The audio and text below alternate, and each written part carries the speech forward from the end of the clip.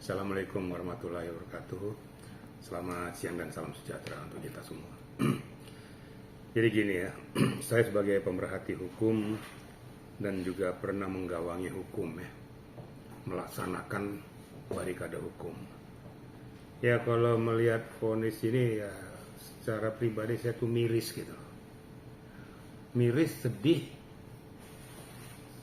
Kalau seperti ini nanti makin menyuburkan tindak pidana korupsi itu. Toh segitu aja kok, kita bancaan 300 triliun aja hanya 6 tahun kok.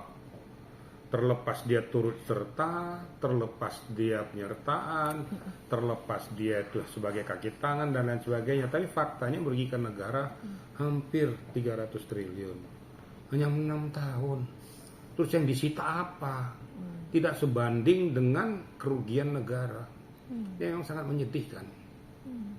Yang lebih menyedihkan lagi, kok mata hati daripada hakim ini nggak terbuka. Gitu loh.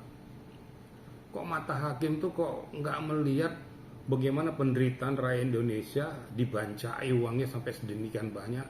Kemudian diberikan sanksi hukum cuma sekian. Lebih gilanya nanti ada remisi hanya 2 tahun, kan gila bener nih. Lah terus kapan mau berhentinya korupsi? Bukan makin berhenti, makin marak korupsi ini.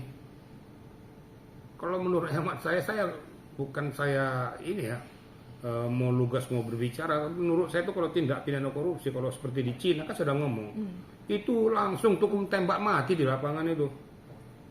Ngapain dikasih kesempatan lagi untuk para pemakan uang negara ini? Ya. Negara capek mengumpulkan uang kok dimakan oleh mereka ini dengan seenaknya. Kesempatan diberikan kepada dia untuk pada posisi tertentu bukan untuk kepentingan kemaslahatan orang banyak, malah kepentingan pribadinya yang lebih diutamakan, dan betul-betul sangat luar biasa. Jadi menurut hemat saya miris, saya mengetuk hati daripada para penggawa hukum ini untuk memberikan perhatian dan atensi tentang permasalahan yang spesifik ini. Korupsi, narkoba, nggak ada ampun. Itu menurut hemat. Kalau pengen negara kita maju ya itu, nggak ada istilahnya dispensasi kepada pelaku korupsi. Sudahlah, habisin semua. Kalau nggak dihabisin ke akar-akarnya, terus akan menjadi embrio. Udah dikasih hukuman yang semaksimal mungkin pun masih aja terjadi. Narkoba sudah ditembak mati, kenapa tidak kita buktikan tindak pidana korupsi ditembak mati juga? Biar ada pembelajaran gitu loh. Nah, itu menurut hemat saya. Jadi kalau saya berpikir ya, mudah-mudahan kedepannya itu ada perubahan-perubahan yang signifikan kepada para pemegang-pemegang kuasa ketok palu hukum ini. Sedih, saya sedih dengan dari itu dipotong setengah lagi putusannya itu. Dia pada saat ngetok palu itu hatinya di mana sih? Apakah berdasarkan ketuhanan yang Maha Esa atau berdasarkan apa? Ini kira-kira ya menurut hemat saya. Ya. Oke. Artinya masyarakat bersuara sampai Pak Mahfud MD pun juga buka suara terkait putusan dari hakim ini, seolah-olah ada apa nih dengan hakim ini? Menurut Bapak seperti apa sih? Ini jadi sorotan justru nih hakim. Something wrong gitu iya. ya. Nah kalau menurut saya something wrong silakan aja nanti dikuliti ya. Ya kalau menurut hemat saya kenapa sampai terjadi vonis yang sedemikian rupa kan gitu kan? Apakah itu si Harvey Muiz dan yang lainnya itu sebagai pelaku tunggal, sama Helena Lim kalau nggak salah ya? Apakah mereka pelaku tunggal atau sebagai fasilitator atau hanya sebagai jongos? Saya juga nggak ngerti. Ya. Terus kemana uangnya tuh? Kan dia hitung kerugian negara. Coba cek hartanya Harvey Muiz berapa tuh semuanya. Jangan-jangan kalau dihitung tuh nggak ada 2 triliun. Itu sudah maksimal loh saya ambil tuh. Terus kemana? Yang hilang itu.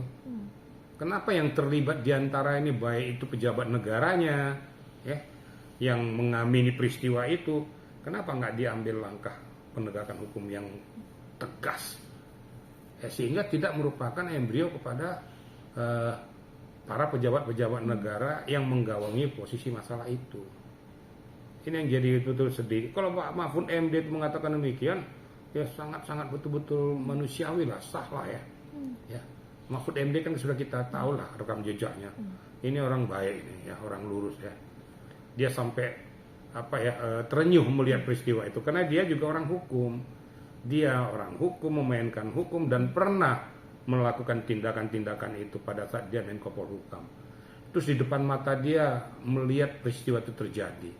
Menyedihkan kan.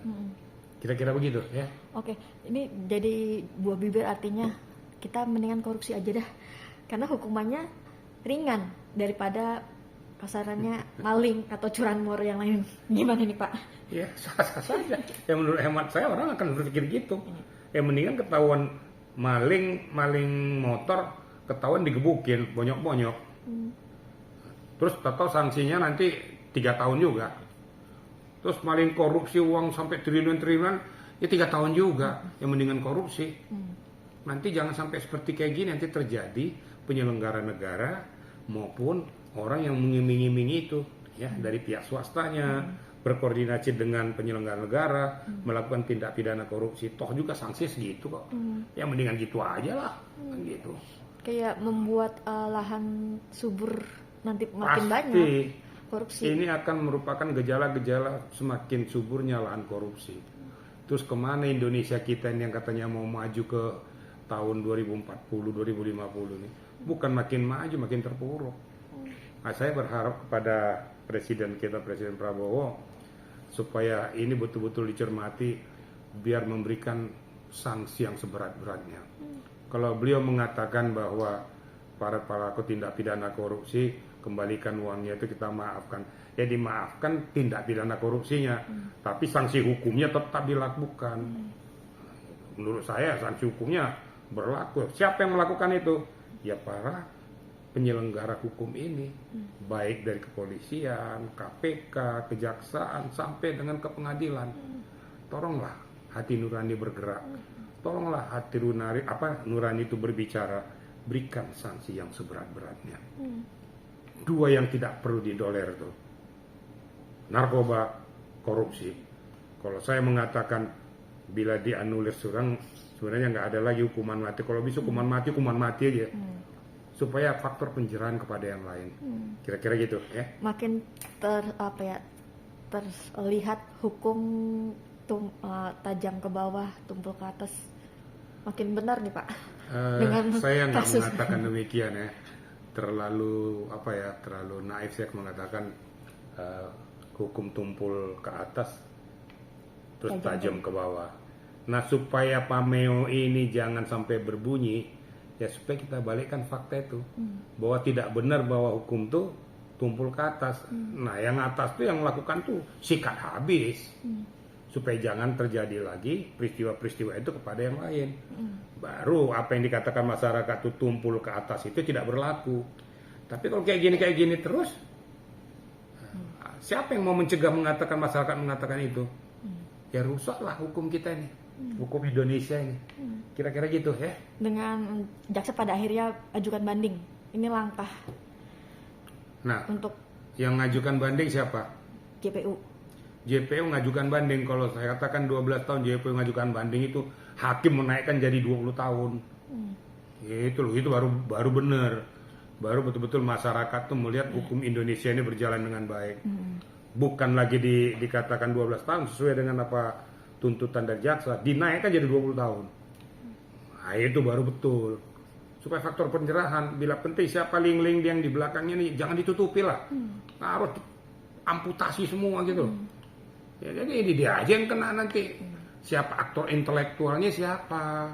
Kenapa nggak dibabat aja gitu loh. Kira-kira gitu ya. Oke.